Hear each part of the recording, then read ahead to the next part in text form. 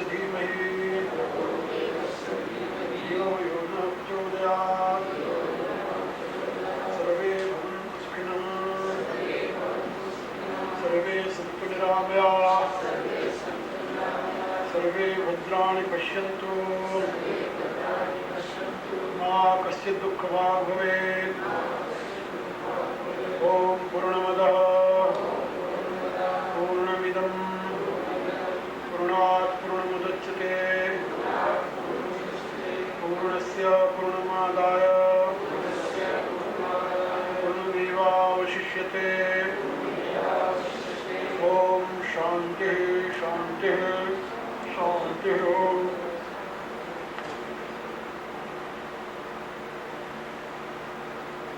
मेरी प्रियात्माओं,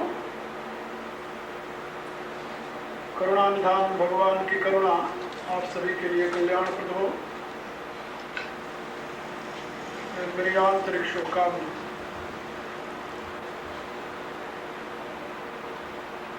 गीता चौथा अध्याय।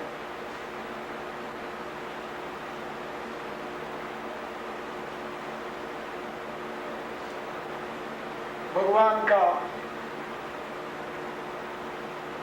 अवतार कैसे होता है और क्यों होता है, ये दो मुख्य बातें इसके प्रारंभ में समझाई जा रही हैं।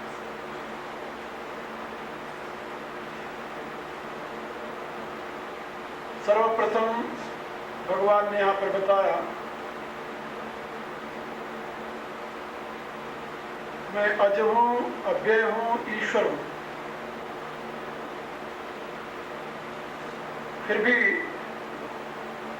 अपनी प्रकृति को माध्यम बनाकर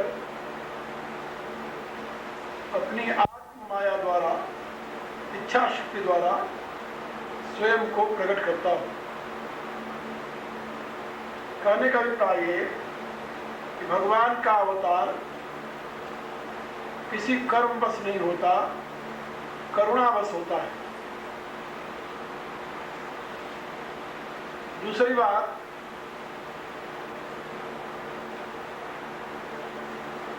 जीव में जन्म लेने के कारण को तीन भावों से व्यक्त किया गया है।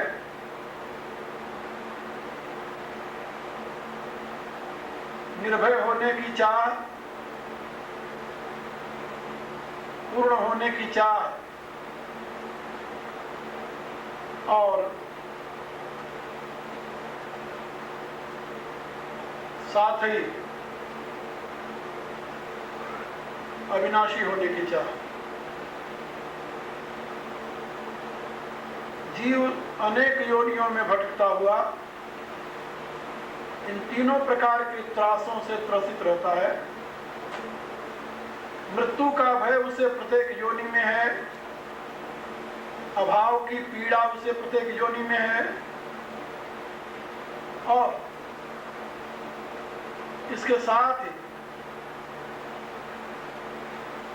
मृत्यु और अभाव के साथ ही अपनी परतंत्रता को भी वो सदैव अनुभव करता रहता है। भगवान परतंत्र नहीं है, स्वतंत्र है। उसमें मृत्यु नहीं है, वो अव्यय है। उसमें अभाव नहीं है, पूर्ण है। इन्हीं तीनों की तलाश जीव को है। दूसरे शब्दों में, जीव सदैव शिव बनने की चाह में भटक रहा है। उसकी आंतरिक चाह है शिव बनना। नर नारायण होने की चाह में, पुरुष पुरुषोत्तम होने की चाह में प्रतिपल प्रयत्नशील है। यही इस श्लोक का अभिप्राय है।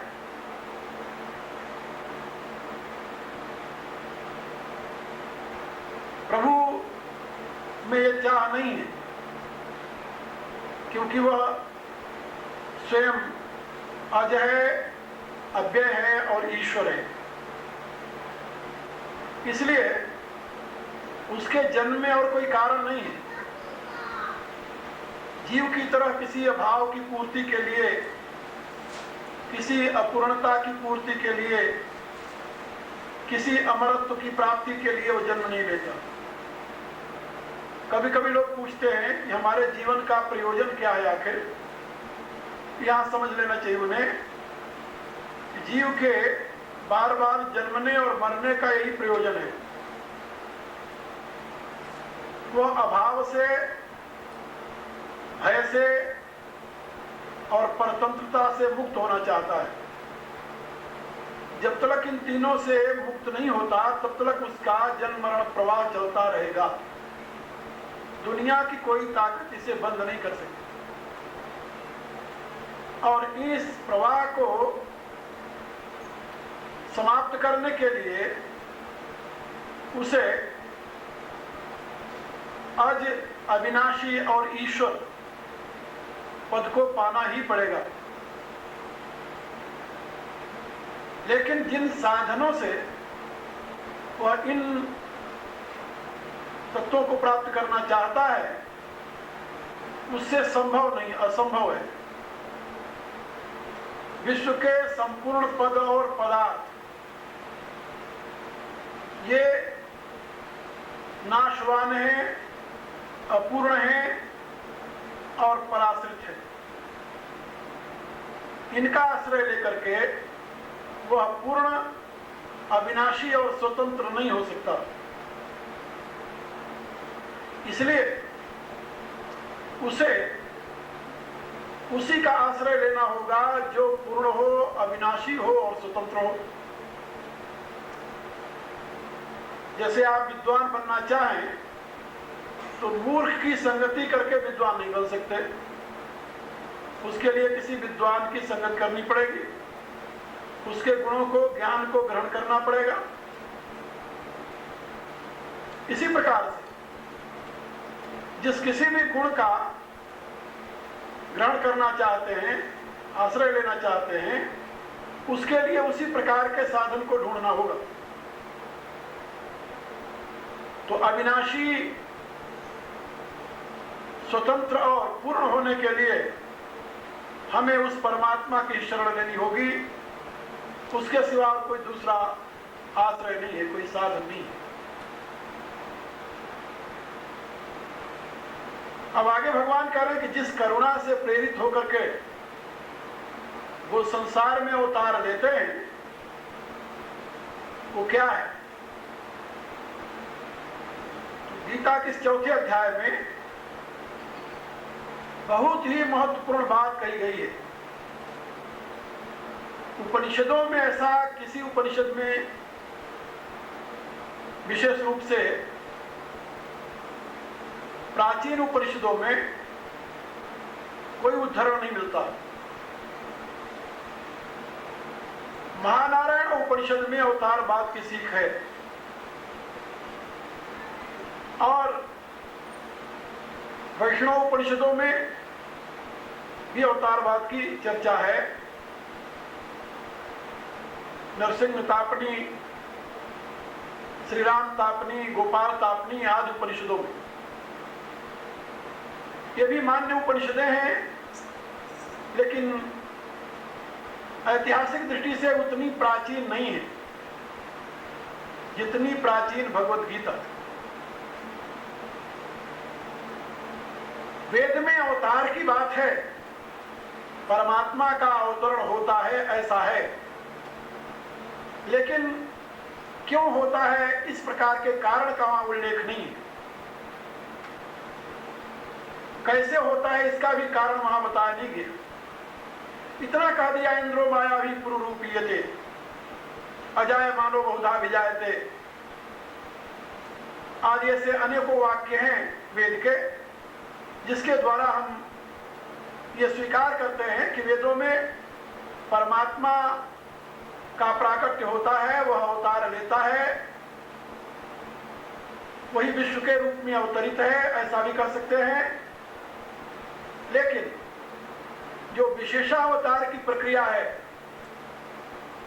जो भागवत धर्म में विशेष रूप से अपना स्थान रखती है, उसका कोई एक्सप्लेनेशन नहीं है, उसका कोई कारण नहीं बताया गया है। लेकिन भगवत गीता में उसके कारण का उल्लेख है और भगवान स्वयं श्रीमुख से उसके कारण को बता रहे हैं। यदा यदा हि धर्मस्य ग्लानिर्भवति भारत अभ्युत्थानम अधर्मस्य तदात्मानं सृजाम्यहम्। या एक बात और याद रखें आप लोग, धर्म शब्द जो है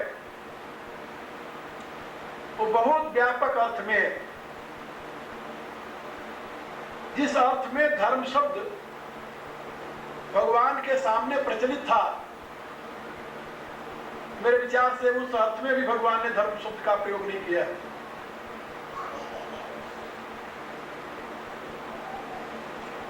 द्वापर में जिस धर्म की महिमा थी, भगवान ने उस धर्म का जिक्र यहाँ नहीं किया, क्योंकि जिस धर्म की ग्लानि भगवान बता रहे हैं, उस प्रचलित धर्म की ग्लानि नहीं थी उस समय। मेरे कहने का प्राय इतना ही। ऐतिहासिक दृष्टि से देखा जाए, इस श्लोक का अर्थ होता है, भगवान कहते हैं जब जब धर्म की ग्लानि होती है और अधर्म का अभ्युत्थान होता है, प्रभुत्व होता है, तब तब मैं अपने आप को संसार में सृजन करता हूं, माने अपनी आत्मा को सृजन करता हूं, माने अपने आप को प्रकट करता हूं। जब जब धर्म की ग्लानि होती है और अधर्म का उत्थान होता है। यदा यदा हि धर्मस्य ग्लानिर्भवति भारत, हे भारत, हे भरतनंदन अर्जुन, जब जब धर्म की ग्लानि होती है और अभ्युत्थानम अधर्मस्य, अधर्मस्य अभ्युत्थानम, अधर्म का अभ्युत्थान होता है, माने प्रभाव होता है, अधर्म बढ़ जाता है, अधर्म प्रफुल्लित होता है, पल्लवित होता है, तदात्मानं सृजाम्य, अहम तदात्मानं सृजामि, उस समय मैं अपने आप को प्रकट करता हूं। यहां सृजामि शब्द जो है प्रकट करने के अर्थ में है। हमारे यहां संस्कृत में दो शब्द बड़े महत्व के हैं, जिसके लिए निर्मिति और सृजन। परमात्मा सृष्टि करता है या सृष्टि का निर्माता।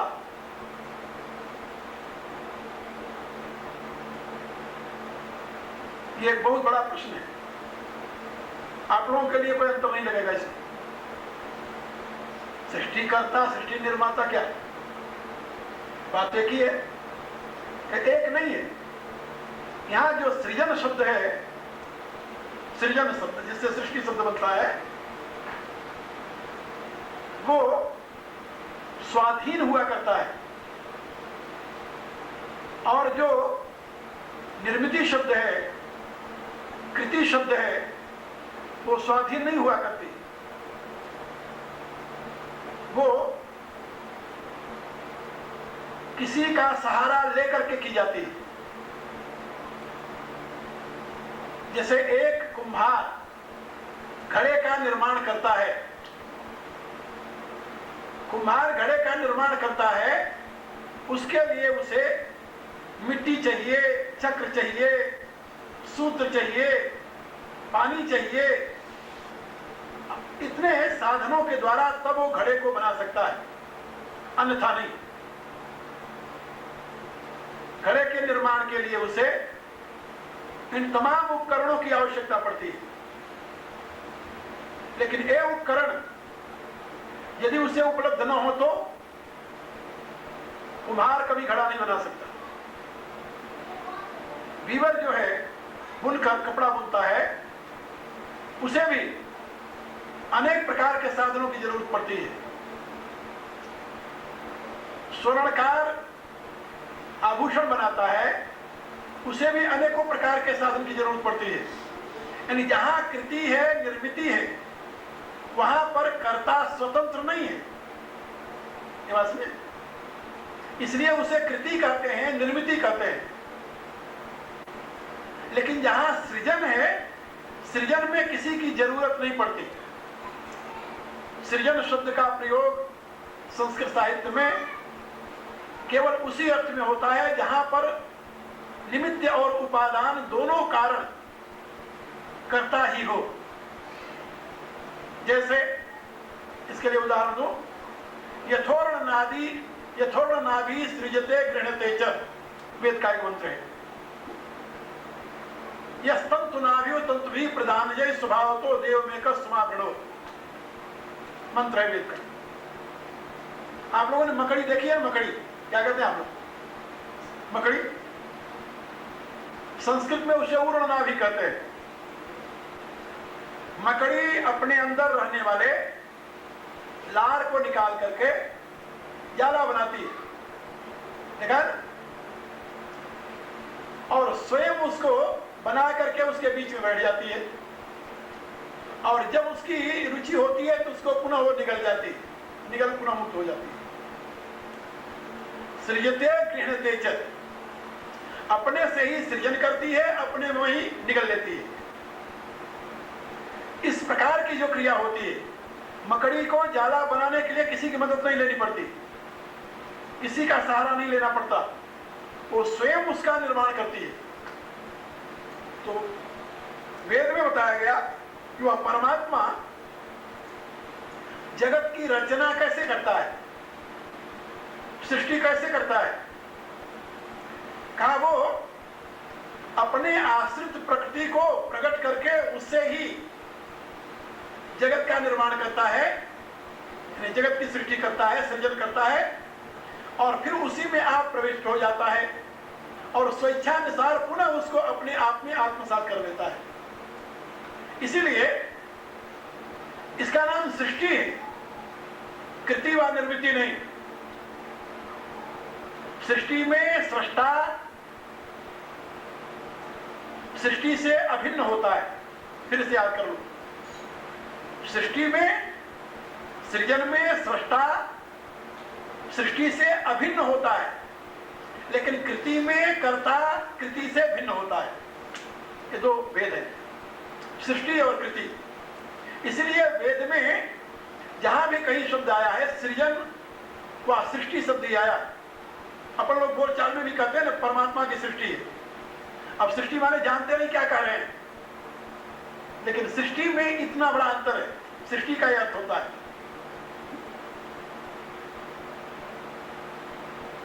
जैसे मां जब बच्चे को जन्म देती है तो बच्चे के लिए वो अलग से मांस, रक्त, हड्डी, मज्जा आदि को कहीं सलाती नहीं हो। क्या समझे?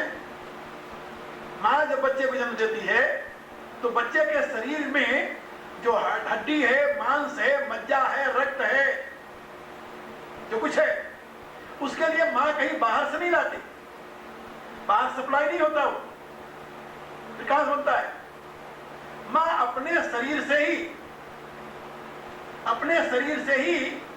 अपने रक्त से ही उन सारे वस्तुओं का स्वयं सृजन करती है। इसलिए मां को उस शिशु की जन्मदात्री कहते हैं, और वो उसकी सृष्टा होती है। जहां पर पराश्रय है, दूसरे के आश्रय से किसी पदार्थ का निर्माण होता है, वहां पर कृति होती है, निर्मिति होती है। इसीलिए मां ने बच्चे का निर्माण किया ऐसा नहीं कहते, मां ने बच्चे को बनाया ऐसा नहीं कहते, ऐसा भी नहीं कहते, मां ने बच्चे को जन्म दिया ऐसा कहते हैं। जन्म प्रादुर्भाव, जन्म शब्द है, इसी भाव को व्यक्त करता है। इसी रूप से परमात्मा इस सृष्टि को जन्म देता है, प्रकट करता है, सृजन करता है अपने आप से। परमात्मा और सृष्टि दो अलग अलग वस्तुएं नहीं है, याद रखें। वैदिक विज्ञान में पुरुष एवे दग्गम सर्वम यद्भूतम यच्च भाव्यम जो पहले था, जो अब है, जो आगे होगा, सब वही परमात्मा ही है, ऐसा वेद कहता है। अब इस दृष्टि से आप देखेंगे, अब सोचिए आप, यदा यदा ही धर्मस्य ग्लानिर्भवति भारत, भगवान कहते हैं हे भारत, हे भरतवंशी अर्जुन, जब जब धर्म की ग्लानि होती है और अधर्म का अभ्युत्थान होता है, तब तब मैं अपनी आत्मा को सृजन करता हूं। तदात्मानं सृजामि अहम, अहम आत्मानं तदा सृजामि। मैं अपनी आत्मा को उस समय सृजन करता हूं, माने अपने आप को प्रकट करता हूं। कब करता हूं? इसके लिए दो हेतु बताए, धर्म की हानि, ग्लानि, और अधर्म का अभ्युत्थान। क्या द्वापर में जिस धर्म की चर्चा हम लोग करते हैं उसकी ग्लानि हो गई थी क्या? जरा गंभीरता से विचार कीजिए आप। द्वापर के धर्म को देखिए, हर एक युग का एक धर्म होता है। किस युग का कौन सा धर्म है यह जानना बड़ा मुश्किल है और बड़ा सरल भी। शास्त्रों में यह बात समझाई गई है कि प्रत्येक युग का एक अपना धर्म होता है। जो धर्म सतयुग का था वो त्रेता का नहीं था, जो त्रेता का था वो द्वापर का नहीं था, जो द्वापर का था वो कलयुग का नहीं है। हर एक युग का अपना अपना धर्म है, और जब उस युग के धर्म की ग्लानि होती है उस युग में, और उस युग के धर्म के विपरीत धर्म का अभ्युत्थान होता है उस युग में, तो वो अनर्थकारी होता है। क्योंकि जो उस युग का धर्म नहीं है उसी को कहते हैं अधर्म। अधर्म माने अमाने नहीं है धर्म। जो अधर्म माने पाप नहीं होता। अधर्म शब्द का अर्थ आप लोग समझिए। अधर्म माने नहीं है धर्म, जो जहां धर्म का अभाव है वो है धर्म, लेकिन उस युग का नहीं है। हर एक स्थान का अलग धर्म होता है, हर एक व्यक्ति का अलग धर्म होता है, हर एक समाज का अलग धर्म होता है, हर एक वस्तु का अलग धर्म होता है। दुनिया में आप लोग जानते हैं जितने पदार्थ है सबका अपना अपना अलग धर्म है। धर्म इज क्वालिटी, धर्म इज प्रॉपर्टी, धर्म इज गुण, सबका अपना अपना अलग अलग अस्तित्व है, अलग अलग धर्म है। धर्म के नाते उसका अलग अस्तित्व है। अब इससे आप लोग समझेंगे, भगवान कहते हैं जब धर्म की ग्लानि होती है, भला आप सोचिए जिस युग में धर्मराज ऐसा व्यक्ति हो, धर्मराज, वहां धर्म की ग्लानि कैसे मानी जा सकती है? भीष्म पितामह ऐसा बाल ब्रह्मचारी, पिता की आज्ञा का पालन करने के लिए इतना घोर व्रत किया। सोचो, पहले 8 साल का बालक इतनी घोर प्रतिज्ञा कर ली, भीषण प्रतिज्ञा कर ली देवव्रत में। उनको ये पता चला कि मेरे पिता किसी लड़की के मोह में व्यथित हैं। पता लगाया देवव्रत ने वो लड़की कौन है। उनको पता लगा कि वो झीवर की एक मल्लाह की लड़की है। मल्लाह की लड़की। राजकुमार पहुंच गया जमुना जी के किनारे, जहां मल्लाह रहता था। देखा उसकी लड़की को, सत्यवती, वही लड़की जिसकी एक कथा सुनाई थी मैंने, जो व्यास देव की मां थी। लड़की के सौंदर्य को देखा, ऋषि पाराशर की कृपा से उसे शरीर में 1 योजन तक फैलने वाली सुगंध प्राप्त हो गई थी उनके संसर्ग से। उस योजन गंधा को देखा, बालक ने देखते ही निश्चय किया मेरे पिता इस बालिका के लिए व्याकुल है, अवश्य ये पिता को प्राप्त हो। उसके सौंदर्य को देख करके मुग्ध थे। उनके पिता शांतनु। भीष्म ने उस समय भीष्म नहीं थे, देवव्रत थे। देवव्रत ने उस मल्लाह को बुलाया, कहिए राजकुमार कैसे आए? कहा हम तुम्हारी लड़की मांगने आए हैं। बड़ा खुश हुआ। कहा अपने लिए नहीं, अपने पिता के लिए। अरे कहा ये अनर्थ क्यों कर रहे हो? ये अनर्थ है, मेरी लड़की के योग्य आप पिता नहीं आपका। कहा मैं भी तुम्हारी लड़की के योग्य नहीं हूं, लेकिन प्रतिज्ञा की उसने, मैंने व्रत लिया है कि मेरी लड़की को वही प्राप्त कर सकता है जो इसके पुत्र को सम्राट बनावे, राजा बनावे।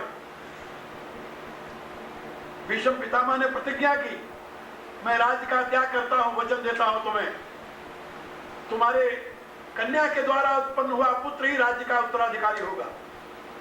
उसने कहा कि राजकुमार आप नहीं लेंगे राज, ठीक है, लेकिन आपके लड़के तो उस पर दावा करेंगे, उनका तो अधिकार होगा।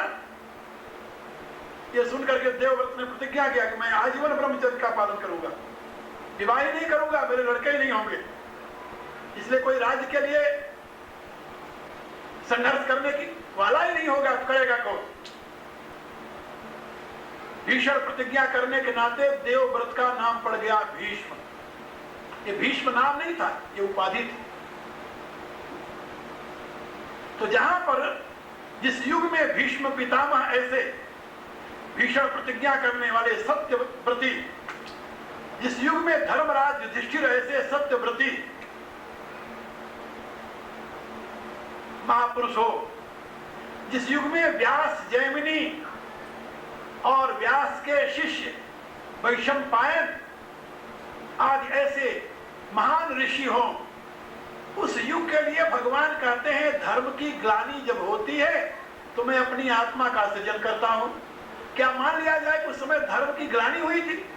यानी धर्म नहीं था, चारों तरफ अधर्म का ही साम्राज्य था। यदि अधर्म का ही साम्राज्य था तो इतने बड़े बड़े महापुरुष कैसे हो गए? सोचने वाली बात है।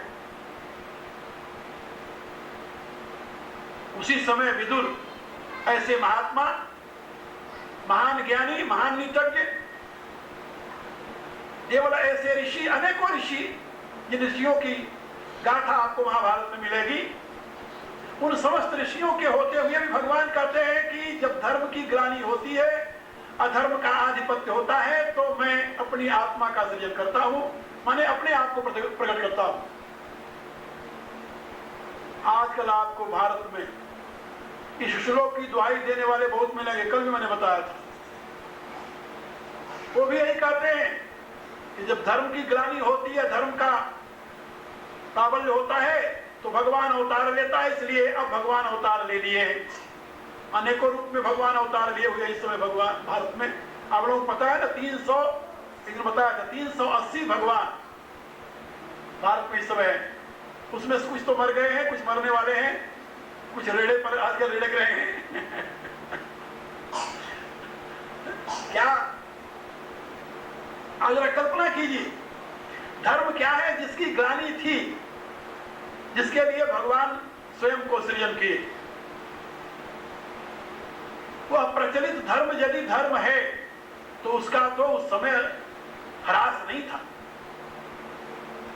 धर्म की बड़ी महत्ता थी उस समय, लोग धर्मानुसार जीवन व्यतीत करते थे। फिर कौन सा धर्म था जिसकी ग्लानि हो गई थी? आज जरा सोचिए, अपना भी दिमाग लगाइए, हम तो बताएंगे। महाभारत काल में जिस धर्म के ग्लानि की बात भगवान कह रहे हैं, कौन सा ऐसा धर्म है जिसकी ग्लानि हुई थी उस समय, जिसमें भगवान को अवतरित होना पड़ा? यदि आप कहें कि उस समय दुर्योधन, उस समय कंस, उस समय जरासंध ऐसे दुष्ट थे, लेकिन उस समय जहां दुर्योधन, कंस, जरासंध ऐसे थे, वहां पर महात्मा भी तो थे। द्रोणाचार्य कर्ण ऐसा दानी, कृपाचार्य ऐसा वीर ब्राह्मण, भीष्म पितामह, धर्मराज युधिष्ठिर आदि अनेकों महापुरुषों का नाम गिनाया जा सकता है तत्कालीन जो थे। फिर इसका अभिप्राय क्या? फिर वही मैं आप लोगों को बताऊंगा। गीता में जिस धर्म की बात भगवान ने कही है, यदि बताया था ना, वह श्रौत स्मार्त धर्म नहीं। गीता में जिस धर्म की बात भगवान ने कही है, उस धर्म की ग्लानि हुई थी, जिसके लिए उन्होंने कहा सकाले निहमाता योगो नष्ट परंतप। जिस योग धर्म की बात भगवान ने बताई कि काल को प्राप्त करके वो योग जो मैंने सृष्टि के प्रारंभ में बताया था विश्वान को, वह लुप्त हो गया है और उस योग के स्थान पर अनेक प्रकार के तथाकथित धर्म प्रकट हो गए हैं। जो धर्म मानव मात्र के लिए कल्याण का साधक न हो, भगवान उसे धर्म नहीं मानते। जो धर्म मानव मात्र के लिए कल्याण का साधक न हो, गीता की दृष्टि में, भगवान की दृष्टि में वो धर्म नहीं है। ये धर्म की खास क्राइटेरिया है। और उस समय का जो प्रचलित धर्म था, वो ऐसा कोई धर्म नहीं था जो कि मानव मात्र के लिए कल्याण का साधन था। यज्ञ यागात्मक जो धर्म था, वो याज्ञिक को स्वर्ग भेजता था और रिनाउंसिएशन जो यानी निवृत्ति मार्गी धर्म था, वो उस सन्यासी को मोक्ष देता था। इस प्रकार के प्रवृत्ति और निवृत्ति नाम से दो धर्म प्रचलित थे भगवान के समय में। प्रवृत्ति और निवृत्ति मार्ग नाम से दो धर्म प्रचलित थे। एक कर्मकांडात्मक जिसका परिणाम स्वर्ग था, दूसरा त्यागात्मक जिसका परिणाम मोक्ष था।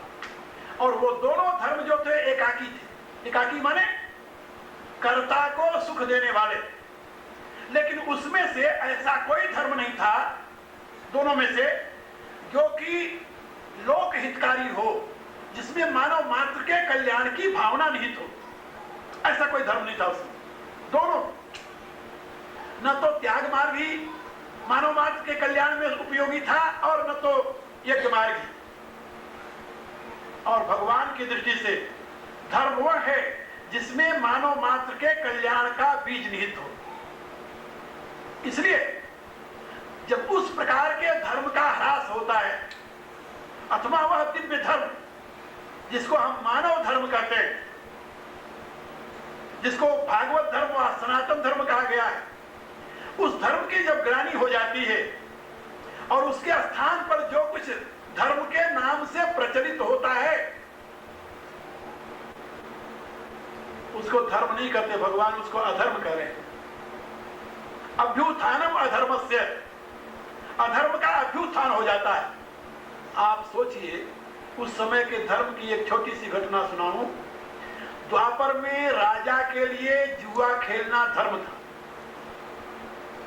क्या समझे?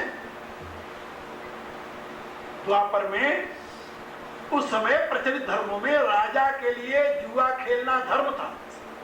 यदि एक राजा दूसरे राजा को जुआ खेलने के लिए ललकारता है और दूसरा राजा यदि जुआ खेलने के लिए आगे नहीं आता तो वो उससे हार जाता है, माने अधर्म करता है। आप सोचिए धर्म का रूप, इसको आप धर्म मानेंगे क्या?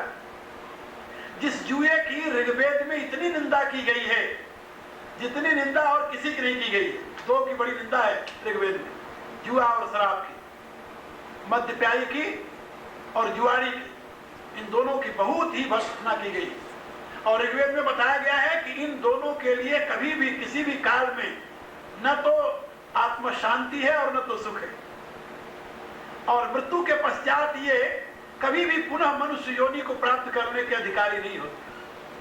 ऐसा दोनों के लिए बताया गया।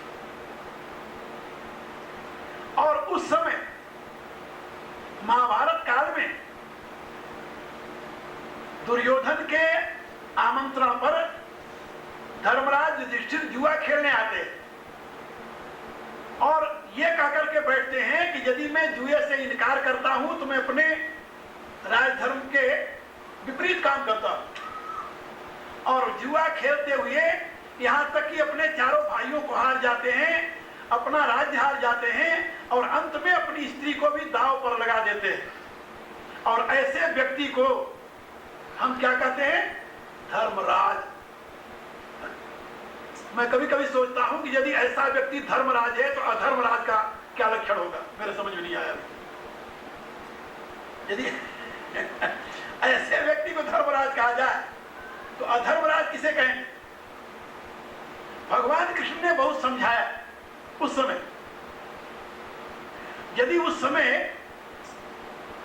यानी पांडु के पुत्र पांचों और कौरव 100 भाई आपस में लड़ गए होते तो केवल उनके परिवार का नाश होता, केवल परिवार का। लेकिन उस समय लड़े नहीं। भगवान कृष्ण के कहने पर भी तथाकथित धर्मराज उनकी बात नहीं माना। 13 वर्ष के लिए बन जाना स्वीकार कर लिया, लेकिन अपने अधिकार के लिए युद्ध नहीं किया। और उसके परिणाम में क्या हुआ? 18 अक्षौहिणी सेना जानते हो कितनी होती है? लगभग 3 करोड़ जवान उस महाभयानक युद्ध में मारे गए और धर्म की दुहाई देते हुए मरे। कैसे? धर्म के नाम। महाभारत के युद्ध को क्या कहा जाता है? धर्म युद्ध कहा जाता है। धर्म के नाम पर मरे से कितना विकृत रूप रहा होगा उस समय धर्म का जो प्रचलित था। और यथार्थ धर्म, जिस धर्म की बात भगवान गीता में बताते हैं, सही में उसकी ग्लानि हो चुकी थी। उस समय जो 2 प्रकार के धर्म प्रचलित थे, प्रवृत्ति मार्गी और निवृत्ति मार्गी, ये दोनों धर्म नहीं थे जिसमें व्यक्तिगत लाभ की, व्यक्तिगत सुख की, व्यक्तिगत आनंद की साधना हो। भगवान कहते हैं वो सही धर्म नहीं है। सही धर्म नहीं है। धर्म तो वो है जिसमें सर्वभूत हिते रहता, जिसमें लोक कल्याण की साधना निहित हो, वो धर्म है। वो धर्म में कर्म है। इसी बात को गीता में भगवान ने समझाया। तो यदा यदा हि धर्मस्य ग्लानिर्भवति भारत, भगवान कहते हैं जब जब उस धर्म की ग्लानि होती है, वह धर्म लुप्त हो जाता है, लोप होने लगता है, और उसका स्थान तथाकथित धर्म जो सही माने में अधर्म है वो ले लेता है, तब मैं अपने आप को प्रकट करता हूं। उस समय भगवान स्वयं को प्रकट करते हैं। ये बहुत बड़ी घटना है। लोकहितकारी धर्म का अभाव, जैसे वर्तमान में क्या कहा जाए, धर्म की हानि हो रही क्या? ना ना, आज से लगभग 60 की बात मैं बता रहा हूं, 20 वर्ष पहले समझ लो, आज से 20 वर्ष पहले भारत में एक वैष्णो देवी का स्थान है, सुना होगा आप लोगों ने। 20 वर्ष पहले 12 महीने में 4000 यात्री वहां जाते थे। 4000 यात्री 12 महीने, पूरे 12 महीने वैष्णो देवी की यात्रा में 12 महीने में 4000 आदमी जाते थे, उससे बल्कि कम। लेकिन लोगों ने ऐसा अनुमान लगाया 4000 आदमी जाते रहे होंगे। और अब वहां पर 12 महीने में 4000 नहीं, 4 लाख नहीं, ना ना, अभी पिछले साल की शायद गणना थी 20 लाख कितने आदमियों ने यात्रा की। और पहले वहां पर जंगल हुआ करता था, चारों तरफ उजाड़ सा था, और आदमी जाते थे, दर्शन करते थे, आ जाते थे। और अब वहां पर लाइन लगती है, 4 दिन लाइन में खड़ा होना पड़ता है, तब बारी आती है कभी कभी। पहले वहां पर कुछ पंडे रहा करते थे जो जाते थे, चढ़ावा चढ़ता था, ले लेते थे, अपनी जीविका चलाते थे। अब वहां पर पंडों के स्थान पर पुलिस खड़ी रहती है। यदि आप बदल से उसे 100 रुपए का नोट दे दो तो आपको ले जाकर आगे लाइन में खड़ा करके दर्शन करा के लौटा देंगे। यानी मेरे कहने के प्राय आज से 10 वर्ष पहले, क्यों 10 वर्ष पहले की बात बता रहा हूं, पंजाब में कहीं कोई एकाध जगराता करता था, देवी का जागरण, देवी का। रात्रि में वो भी बड़ी श्रद्धा से कोई बहुत बात खास हो जाती थी तो, और वो भी नवरात्रों में, जो नवरात्रि जागरण के लिए ही बनी है, भगवान का गुण गाते से। और अब पंजाब में एक धर्म का स्वरूप हो गया रात्रि का जगराता, और जगराता करने वाले शाम से शुरू करते हैं 9 बजे से लेकर के, और सवेरे 5 बजे तक बोतल चढ़ाते रहते हैं और गीत गाते रहते हैं। हाँ जी, क्योंकि माता का प्रसाद ही वही है उनकी दृष्टि में। जब तक बोतल नहीं चढ़ेगी तब तक माता खुश नहीं होगी, और उनका पेशा बना हुआ है। पेशेवर आपको यानी जगराता वाले मिलेंगे, आप रुपया दो उनसे गीत गवा लो। और लोग इतने पागल हुए हैं इस समय, धर्म के नाम पर आपको यानी एक नहीं सैकड़ों मंडलियां मिल जाएंगी और सैकड़ों कराने वाले मिल जाएंगे, और हजारों रुपए फूकते हैं इसमें माता खुश करने के लिए। और भी कई तमाशे धर्म के नाम पर इस समय इतने, यानी पाखंड शायद पहले भी रहे होंगे, मैं कैसे कहूंगा नहीं रहे होंगे, लेकिन हाँ हमारे बच्चेपन में या हम जब इस क्षेत्र में प्रवेश किए थे तब इतने नहीं थे जितना अब दिनों दिन बढ़ता जा रहा है, और उपासक भी बढ़ते जा रहे हैं। उपासना करने वालों की कमी नहीं है, जगह जगह मंदिरों में, यानी पहले किसी गुरुद्वारा, बड़े गुरुद्वारे में लाउड स्पीकर लगते, अब कोई छोटा गुरुद्वारा हुआ, अब गुरुद्वारा की बात हो रही, कोई मस्जिद नहीं भारत में जिसमें लाउड स्पीकर न लगा हो, मस्जिदों, और रात भर वो बांध देते रहते। और कहीं कहीं तो ऐसा हमने देखा है, उधर मस्जिद है, उधर गुरुद्वारा है, इधर मंदिर है, तो तीनों ने एक दूसरे के मुंह कर रखा है कि जिससे किसी की बात कोई न सुने, और किसके धर्म के नाम पर हो रहा है। इस समय धर्म का इतना प्रचलन है भारत में, कभी कभी धर्म का ये दृश्य देखने को मिलेगा आपको, कभी कभी नहीं रोज, लेकिन कभी कभी बहुत आनंद आता है देखकर क्या कमाल हो रहा है धर्म के नाम पर। और सही बात यह है कि जो लोग इस धर्म में लगे हुए हैं उनका धर्म से दूर का भी नाता नहीं है, दूर का यानी कोई नाता नहीं है। एक मंदिर में गया, वहां पर भगवान की मूर्ति थी पहले, दूसरे साल गया देखा तो वहां पर एक माता की मूर्ति आ गई, तीसरे साल वहां गया देखा तो एक संतोषी माता, सुने होगा आप लोगों ने, अभी नया पैदा हुई है, नहीं पैदा हुई बहुत थोड़े दिनों से, संतोषी माता की मूर्ति। तो महात्मा थे, उनको मैंने बुलाया, हम क्यों भाई ये संतोषी माता कहां से आ गई तुम्हारे यहाँ, किस शास्त्र से खरीद करके ले आए थे? तो कहने लगे स्वामी जी बात यह है कि आजकल लोग संतोषी माता की पूजा बहुत करते हैं, तो हमने सोचा कि जब दुनिया मानती है तो उनकी मूर्ति क्यों नहीं बैठा दें। क्यों जानते हो, जितनी मूर्तियां रहेंगी उतने भगत आएंगे, उतने पैसे चढ़ेंगे, उतनी आमदनी होगी। यानी अब मंदिर आमदनी का जरिया बन गया है। जितने बड़े बड़े मंदिर थे उनको सरकार ने अपने हाथ में ले लिया, पहले पंडा खाते थे, अब पुलिस खाती है। धर्म के नाम पर जो कुछ हो रहा है इस समय, मेरे विचार से अधर्म से भी ये बदतर है, अधर्म से भी बदतर। और यदि कोई ऐसा व्यक्ति आ जाए भारत में और धर्म के इन सारे कारनामों को बंद कर दे, एडवांस बंद कर दे, तो मुझे इतनी प्रसन्नता होगी जितना कि राम को रावण के मारने पर प्रसन्नता हुई होगी। सही बताऊं लेकिन विश्वास नहीं है कि कोई भला आदमी आएगा ऐसा ये काम कर सके। ये इस समय धर्म की ग्लानि हो रही है और धर्म का साम्राज्य बढ़ रहा है, और अधर्म का साम्राज्य धर्म के नाम पर बढ़ रहा है। यही स्थिति, इससे भी विकृत स्थिति मेरे विचार से उस समय रही होगी।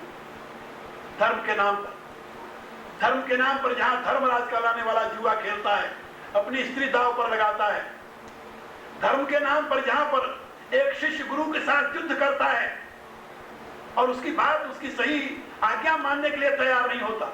आप लोगों ने सुना होगा, भीष्म पितामह अपने गुरु से युद्ध किए, परशुराम से, लेकिन उनकी आज्ञा का पालन नहीं किया और उनके श्राप से उसका सारा वंश नष्ट हो गया, लेकिन उसने उनकी बात नहीं मानी। यानी जहां पर अधर्म ही धर्म का रूप धारण करके प्रकट हो जाए, तो बहुत ही विकट स्थिति होती है। भगवान कहते हैं जहां ऐसी विकट स्थिति होती है वहां पर तदात्मानं सृजाम्यहम्, वहां मैं अपने आप को प्रकट करता हूं। और किस रूप में प्रकट करता हूं आगे बताते हैं दूसरे श्लोक, यदा यदा हि धर्मस्य ग्लानिर्भवति भारत। गीतोक्त धर्म को जो समझेगा उसी को पता चलेगा कि धर्म की ग्लानि और अधर्म का प्रभाव क्या होता है। ये बात याद रखो। दूसरी बात और आपको बताओ, ये हमारे क्रिश्चियन भाई, इनकी मिशनरीज आजकल दौड़ रही चारों तरफ। जहां गरीब देश है, अमीर देशों में नहीं, ये लोग सऊदी अरबिया में नहीं जाते क्रिश्चियन बनाते, ना ना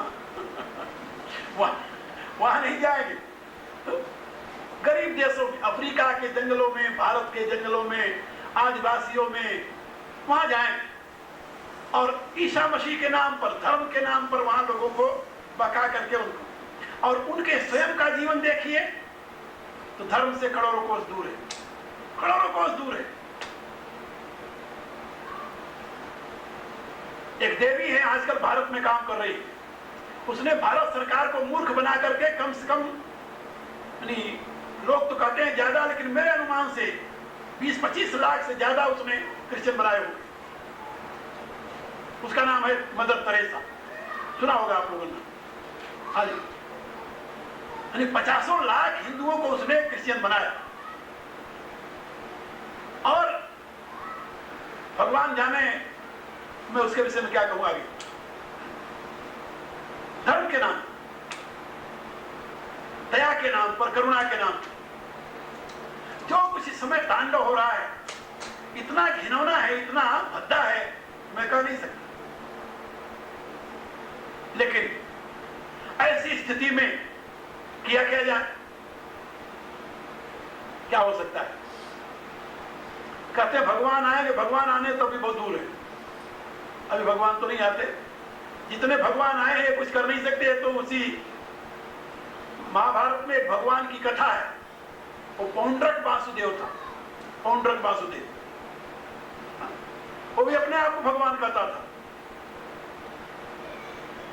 तो ये भगवान जितने हैं वो पौंड्रक वासुदेव जैसे भगवान है, इनके द्वारा कुछ होने वाला नहीं है।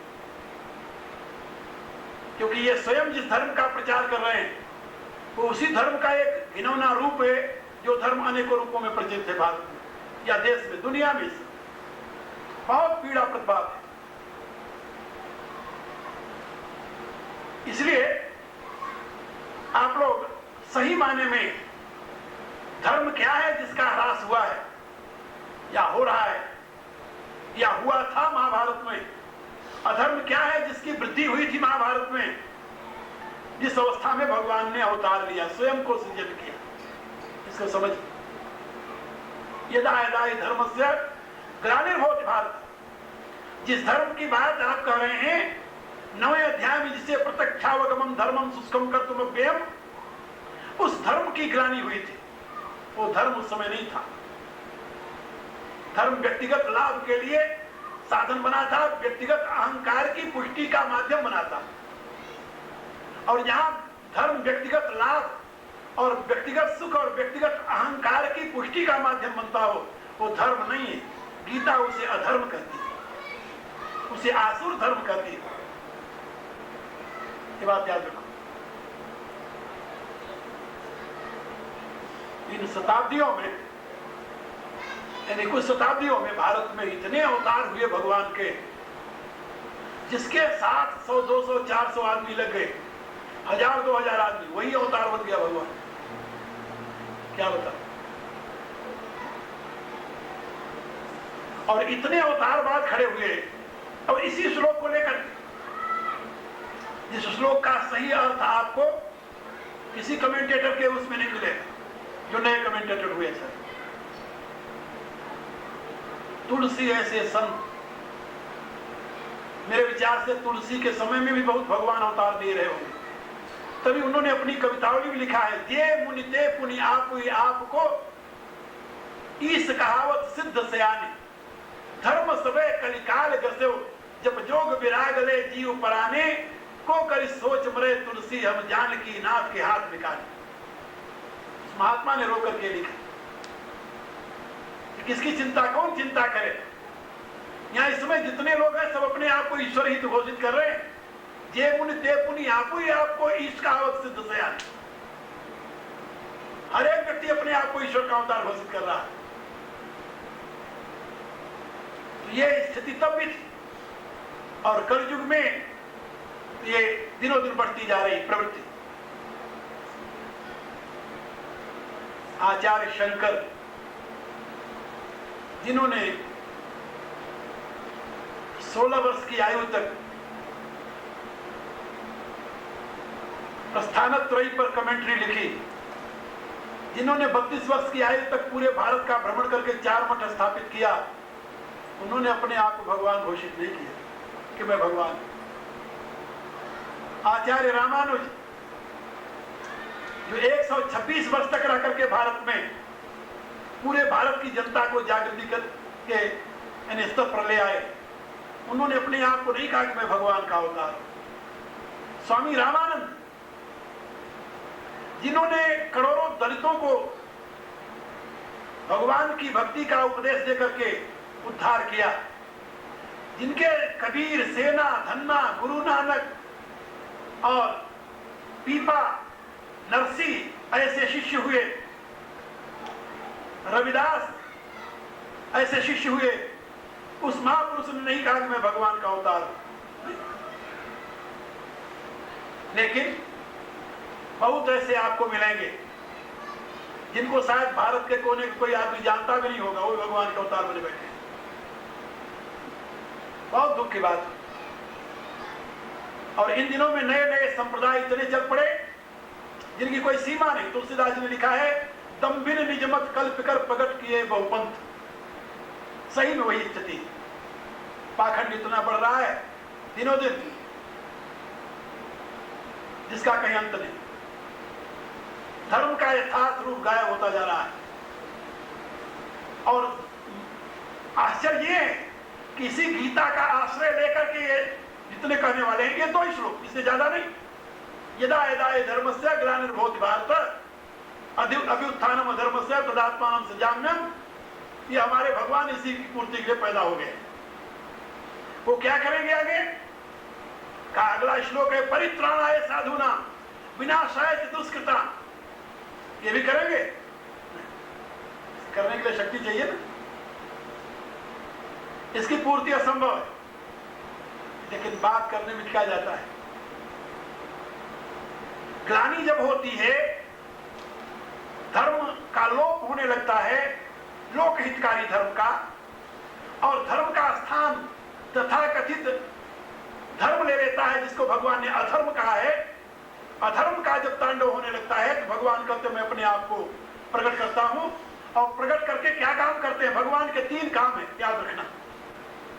भगवान ने कहा उनके 3 काम है, परित्राणाय साधूनां, ये पहली शर्त है भगवान। और उसके लिए उनको करना पड़ता है विनाशाय दुष्कृता। और इन दोनों कार्यों के पश्चात धर्म संस्थापना आता है। फिर वो धर्म की स्थापना करते हैं।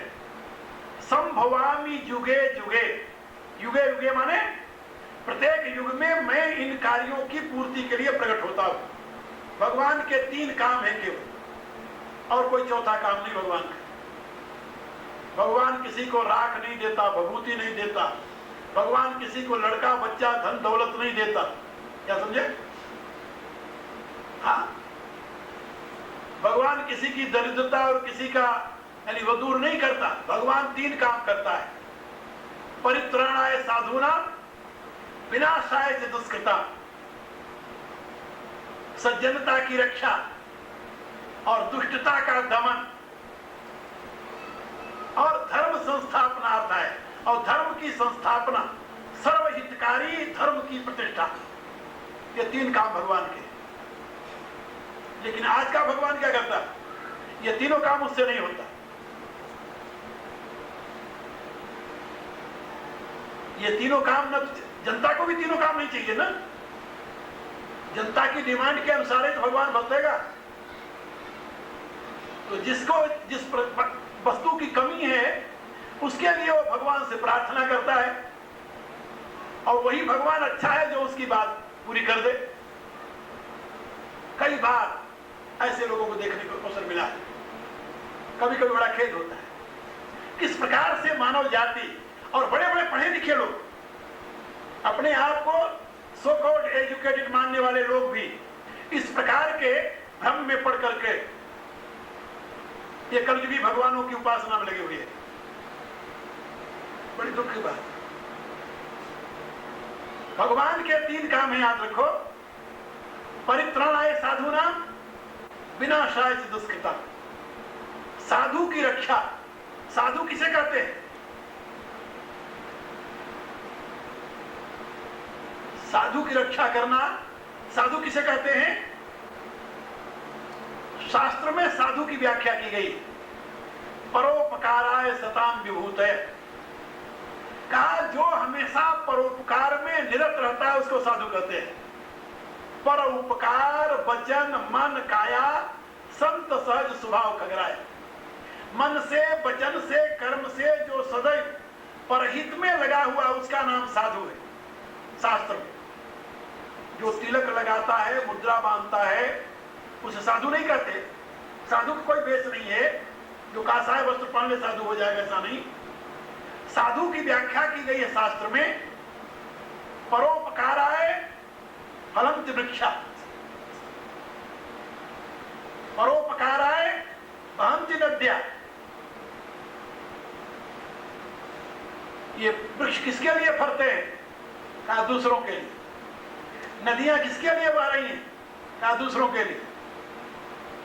इसी रूप से परोपकाराय सदा विभूत है, जो हमेशा परोपकार में ही लगा हुआ है, जिसकी जो कुछ संपत्ति है परोपकार के लिए है, परहित के लिए है, वो साधु है।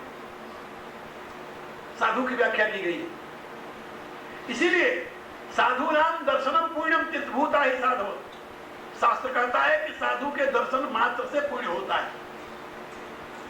तीर्थभूता ही साधु, साधु तीर्थ स्वरूप होते हैं। और तीर्थ तो कालांतर में जाकर के फल देता है, लेकिन सद्यो साधु समागम, कालांतर में साधु नहीं फल देता। साधु का समागम, मिलन तुरंत फल देता है, जो अपने ज्ञान से, अपने प्रेम से, अपनी भावना से, आत्मशक्ति से विश्व को सत्कर्म की दिशा प्रदान करता हो, जो विश्व के हित में सदैव रत रहता हो, साधु। साधु की व्याख्या है। ऐसे साधु की रक्षा करने के लिए भगवान तत्पर रहते हैं। महाभारत में ऐसे साधु के रूप में हमें विदुर का दर्शन होता है। महात्मा विदुर ऐसे ही साधु हैं, जिनका जीवन सारा लोक कल्याण में ही लगा, जो अपने लिए कभी कुछ नहीं चाहे। इसीलिए तो भगवान दुर्योधन के हाथ छोड़ करके विदुर के घर जाकर के उनके यहाँ साग खाया, भगवान त्याग दिया फिर दुर्योधन के यहाँ। आप लोग गाते हो ना गीत में, दुर्योधन कर मेवा त्यागे साग विदुर घर खाए। तो भगवान के कृपा पात्र ऐसे साधु बनते हैं। परित्राणाय साधुना और विनाशाय दुष्कृता। और जो दुष्कृति है, दुष्कृति माने जो दोष युक्त कर्म करने वाले हैं, प्रभु उन पर दया नहीं करते। ना ना, विनाशाय से दुष्कृता, दुष्कृतान विनाशाय। जो दुष्कृति है, एक और कहा है, नमामि दुष्कृतनो मूढ़ा प्रपद्यन्ते नराधमा। भगवान कहते हैं वो अधम न रहे, वो दुष्कृति है, वो मुझे नहीं समझते, मुझे नहीं जानते, मेरी शरण नहीं आते। ऐसे विनाशाय से दुष्कृता, ऐसे दुष्कृतियों का विनाश करना प्रभु का ये दूसरा काम होता है। और फिर उसके पश्चात ही धर्म संस्थापना आता है। धर्म की संस्थापना तो तभी होगी जब सज्जनता की रक्षा हो, दुर्जनता का विनाश हो। इन दोनों कार्यों के पूर्ण हुए बिना तीसरा काम नहीं होता। धर्म संस्थापना जो है तभी होगा, सज्जनता की वृद्धि हो, दुर्जनता का नाश। महात्मा लोग जो धर्म की संस्थापना करते हैं और परमात्मा जिस धर्म की स्थापना करते हैं, थोड़ा सा धर्म तो वही है, लेकिन इसमें थोड़ा सा क्रिया में अंतर होता है। भगवान साधुता की रक्षा, साधु जनों की रक्षा और दुष्कृतों का विनाश करते हैं। संत लोग अपनी सीमित शक्ति से सज्जनता की रक्षा और दुर्जनता का नाश करते हैं। दुर्जन का नाश करना अलग है और दुर्जनता का नाश करना अलग है। ये दोनों दो अलग अलग काम है। महात्मा लोग जो धर्म की स्थापना करते हैं, उनके पास साधन क्या है? वो दुर्जन का नाश नहीं करते, वो दुर्जनता का नाश करते हैं। लेकिन दुर्जनता का नाश एक सीमा में होता है। दुर्जन का नाश कर ही नहीं सकते, उनके पास करने की न तो शक्ति होती, न सामर्थ्य, और न तो उनकी गति भी नहीं होती। दुर्जन का नाश महात्मा कैसे करेगा? और सज्जन की रक्षा वो नहीं कर पाते। उनके सामने तो सज्जन मारे जाते हैं, पीटे जाते हैं, दुखी होते हैं, देखते हैं, कुछ नहीं कर पाते बेचारे, क्योंकि उनके पास ऐसी सामर्थ्य नहीं है। लेकिन दुर्जनता सज्जनता की वृद्धि करते हैं। अपने विचारों से, अपने आचार से, अपने शिक्षा से दुनिया में सज्जनता की वृद्धि करते हैं, दुर्जनता का नाश करते हैं। ऐसा संसर्ग से होता है। आप लोगों ने भी अनुभव किया होगा, सत्संग के प्रभाव से कितनी बुरी आदतें लोगों की समाप्त हो जाती हैं, कितनी बुरी आदतें समाप्त हो जाती हैं। मांस, मदिरा और भी कई प्रकार के ये बुरे संस्कार दूर हो जाते हैं उनके जीवन से। ये सज्जनता की वृद्धि है। और एक व्यक्ति के विचार से यदि 1000 व्यक्तियों ने अपने आप को शुद्ध बना लिया तो इतना तो किया, इतनी सज्जनता की वृद्धि हुई। और जितनी माने में सज्जनता की वृद्धि हुई, उतनी मात्रा में दुर्जनता का नाश हो गया ना, उतनी मात्रा में हो गया। एक व्यक्ति ने मांस खाना छोड़ा, थोड़े समझ लो, यदि एक सप्ताह में एक बकरा उसके हिस्से लगाओ, चलो महीने में लगा, तभी अपनी जिंदगी में कितने बकरे बचे? 12 महीने 12 बकरे तो बच गए उसके हिस्से के। इतना तो हुआ। अरे मेरे कहने का प्राय कि जितनी मात्रा में सज्जनता की वृद्धि हुई, उतनी मात्रा में दुर्जनता का नाश हुआ ना। ये सज्जनता की वृद्धि, दुर्जनता का नाश, और जहां सज्जनता की वृद्धि हुई, दुर्जनता का नाश हुआ, वहीं पर धर्म का संस्कार आ गया। वो लोक हित में सोचने लगा। अब किसी की बुराई करने में या किसी के ऊपर अत्याचार करने में या किसी का अधिकार छीनने में वो संकोच तो करता है, डरता तो है, नहीं ये नहीं करना चाहिए। इतना तो हुआ, इतने लोगों में धर्म की प्रतिष्ठा तो हो गई ना। अब ये सज्जन साधु जन जो है वो थोड़े मात्रा में काम करते हैं, परमात्मा आता है तो जरा बड़े मात्रा में काम करता है, तो वो दुर्जनों को भी साफ कर देता है, सज्जनों की रक्षा तो करता ही है। ये जो सज्जनता काम करने वाले साधु लोग हैं, इनकी रक्षा करता है और दुर्जनों का संहार करता है। उसके यहाँ दया नहीं है, ना ना, वो दया किसी पर नहीं करता, चाहे उसका अपना ही क्यों न हो।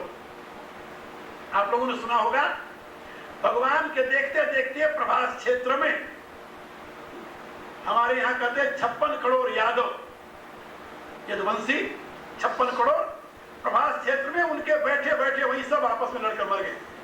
अब भगवान देखते रहे आनंद से। पहले थोड़े से मर रहे थे एक दूसरे से, भगवान ने अपने सुदर्शन चक्र को आज्ञा दिया कि तुम सबको साफ कर दो, इसी समय सबको साफ कर दिया। प्रभास क्षेत्र वही, उनको दया नहीं है, वो जानते हैं। श्रीमद् भागवत में इसका स्पष्टीकरण किया गया है कि भगवान ने सोचा कि जिस सज्जनता की रक्षा, दुर्जनता का नाश करने के लिए मैं आया, मेरी शक्ति से सारे दुर्जन बन गए और मेरे सामने शराब पी करके आपस में युद्ध कर रहे हैं, तो मेरे जाने के बाद क्या करेंगे? ये तो सारी दुनिया को नरक बना देंगे, इसलिए इनको साफ करके फिर जाओ। तो अपने जाने से पहले सबको साफ कर गए। इसलिए वहां दया के लिए स्थान नहीं है। भगवान दयालु है, किसके लिए दयालु है? जो सज्जन है। दुर्जनों के लिए दयालु नहीं हो, ना ना, वहां कोई दया नहीं। इसलिए परित्राणाय साधुना विनाशाय च दुष्कृता धर्म संस्थापनार्थाय संभवामि जुगे जुगे। भगवान कहते हैं जुग जुग में मैं प्रकट होता हूं इन 3 कामों को करने के लिए। अब किन रूपों में प्रकट होता हूं? हमेशा युग में कृष्ण तो अवतार नहीं दिए, कृष्ण ही तो नहीं हुए, कृष्ण तो द्वापर में हुए हैं।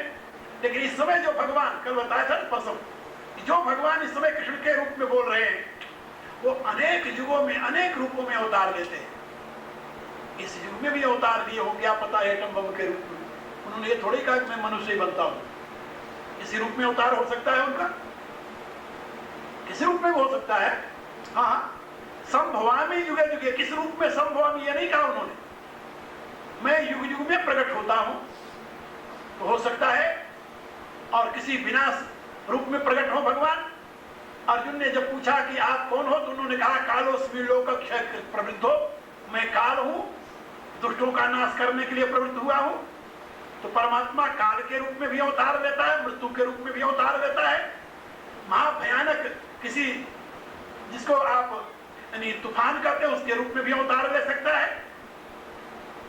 किसी भी रूप में अवतार ले सकता है।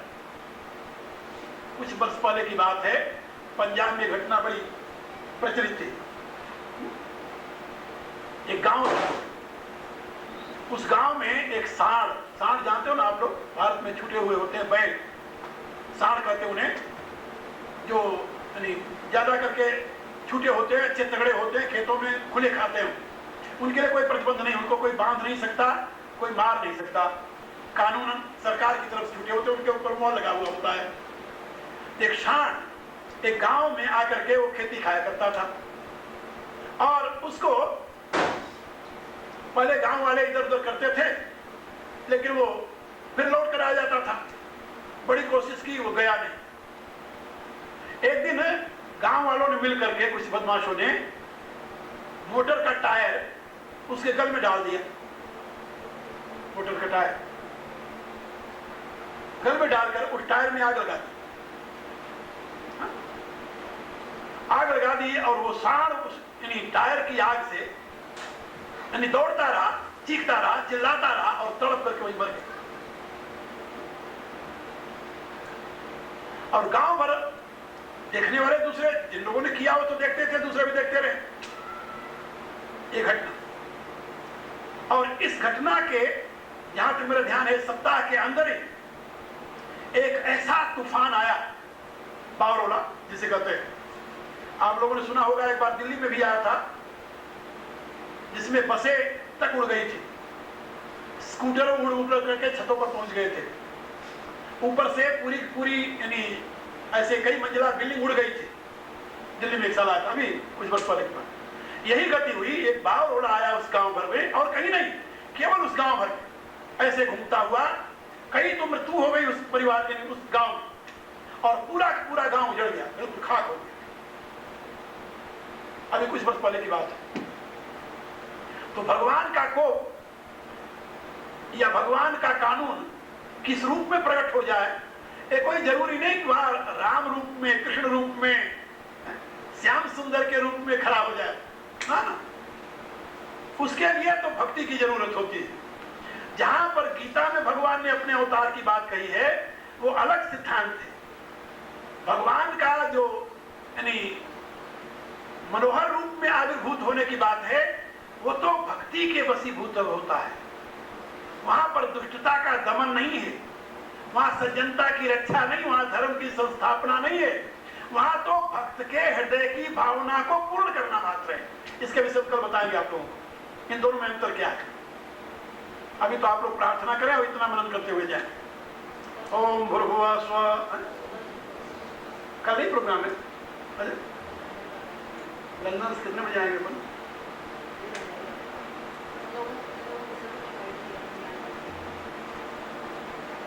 अच्छा जी, तो फिर इनका कथन है कि कल नहीं परसों आप लोगों को सुनने को मिलेगा। कल लंदन का कार्यक्रम है, वहां जाना है, तो आप लोग कोई रुचि रखें तो वहां भी सब सुन सकते हैं। लंदन कौन दूर है। हाँ, यदि आप लोग चाट खाने जा सकते हैं तो जराट, हाँ, चाट खाने तो सत्संग सुनने लंदन जाने में कौन सी मेहनत लगती है। खैर देख लो। अच्छा, प्रार्थना करो। ओम भूर्भुवः स्वः तत्सवितुर्वरेण्यं भर्गो देवस्य धीमहि धियो यो नः प्रचोदयात्। सर्वे भवन्तु सुखिनः, सर्वे सन्तु निरामयाः, सर्वे भद्राणि पश्यन्तु, मा कश्चित् दुःखभाग् भवेत्।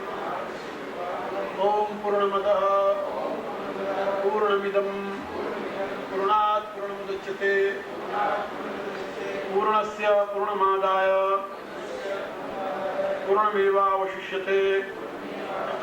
ओम शांति शांति शांति। अब आप लोग उठिए, आरती कीजिए।